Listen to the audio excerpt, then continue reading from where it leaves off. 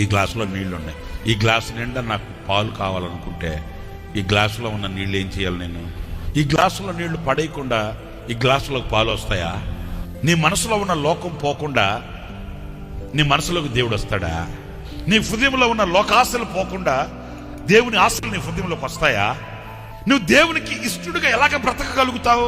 ఆయనకి ఇష్టమైనవి మనలో ఉంటే కదా. దేవునికి ఇష్టడుగా మనం బ్రతకాలంటే ఆయన ఇష్టపడే ఆలోచనలు, ఆయనకి ఇష్టపడే ఆశలు, ఆయనకి ఇష్టపడేది మన హృదయంలో మనం నింపుకుంటే కదా. దేవునితో నడవడం అంటే ఆ దైవ సంబంధమైన వాటిని గుండెల్లో నింపుకొని నడవడం. ఇహ పరమందునా నీవే నాకని,